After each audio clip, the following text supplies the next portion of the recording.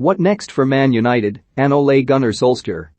In the more swish rooms around Old Trafford, the widespread expectation was that Ole Gunnar Solskjaer would be kept on. The word at the club was there would be no movement. That can quickly change. Jose Mourinho was sacked rather abruptly after defeat to Liverpool, but it already felt like the discussion had itself moved on after the game. It was no longer about whether United should change manager, but whether Gary Neville would criticize the manager.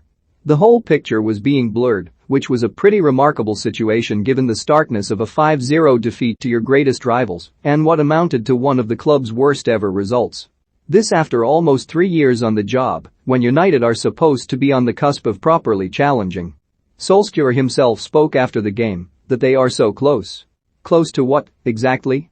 There were hugely worrying gaps between the players in the team that were the inevitable development of a side without any coordinated press or attacking approach. It all gave in.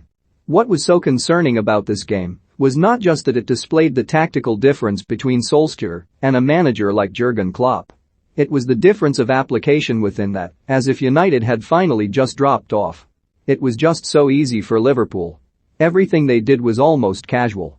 It should have been a huge alarm. The problem is that it feels like the picture is blurred around Solskjaer too.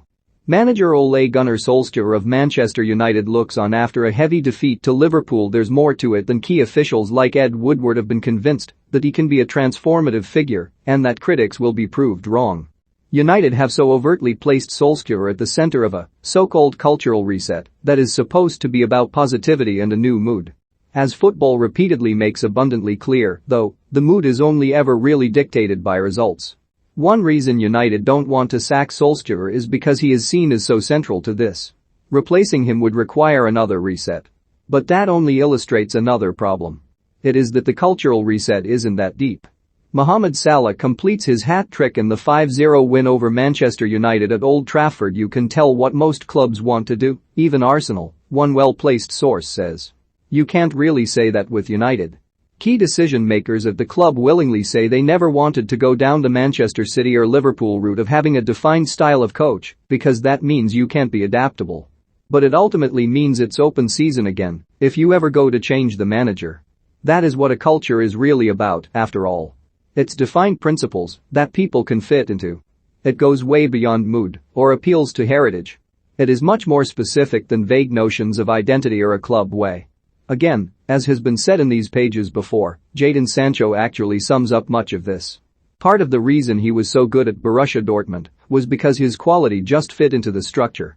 It could be seamless. There's none of that at United. It's all much more open-ended. A problem is that could actually further limit the club in terms of potential replacements. Most managers now are primarily head coaches, more dependent on the right structure. It is why it can simultaneously be true that Brendan Rodgers is one of the brightest in football but that United, were they to appoint him, wouldn't see the best of him. They just aren't built in the way Leicester are, where so much fits, if on a lower scale. This gives rise to another point that further complicates the discussion. Solskjaer looks on after defeat to Liverpool. One constant argument in support of Solskjaer is that United needs some kind of stability and could do without another short-term appointment. But there is at least a counter-argument that the opposite is true. United arguably need a short-term fix and a manager who can come in and just win a trophy to undercut the developing idea that the club is unmanageable. That is a genuine danger.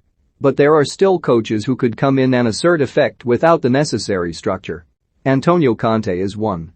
He is such a pure and effective tactician that he went to an unbalanced Chelsea squad and quickly figured out a formation that fitted. He could do similar at United. And for all the comparisons with Jose Mourinho, his guiding football principle is a proactive game, which meant his teams have played exhilarating football. All of his recent sides have immediately kept succeeding too. They haven't been left in a mess. All that said, it would also be entirely reasonable if United didn't want to have to put up with an explosive personality. There are other options, but not as many as the last few years. This has been another trend at United. They have repeatedly missed out on the true elite managers due to both indecision and bad decision. This is what undercuts the claim that they tried world-class managers and neither worked. It was clear that both Louis van Gaal and Mourinho were past their best in the club game and being usurped when they took over. The Portuguese had just come off a juncture season at Chelsea where the scale of the collapse just couldn't be written off. United still opted for him rather than Mauricio Pochettino, just after Liverpool had got Jurgen Klopp, and at the same time Chelsea had got Conte and Manchester City Pep Guardiola. All of those have either won a league or been in a Champions League final since. The trajectory of all of Manchester United's managers has meanwhile only been down. That tells you something else about the decision-making at the club. A frustrated Cristiano Ronaldo sums up the feeling at United: there hasn't been the football expertise to see who is on the upward curve in the game, where the sport is going. The brutal reality right now is that it doesn't take much football expertise at all to know Solskjaer isn't a top-class coach and is never going to be.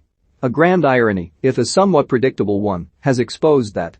The signing of superior players has only made Solskjaer look inferior. Ronaldo is a case in point. The forward does represent something of a challenge at this point in his career, in that a team needs to be structured in a certain way to accommodate him. It's just that Solskjaer only seems capable of envisaging one formation with Ronaldo. It is this 4-2-3-1 that was so obviously going to play into Liverpool's feet. Paul Scholes and so many others predicted it, and yet he went with it anyway. Is it possible he doesn't have the tactical vision to imagine anything else? The fact that feels a fair question is damning in itself. It's just impossible not to think that, in this situation, without Ronaldo, Solskjaer might have reverted to a more reserved and counter-attacking formation that has served him well in this game in the past.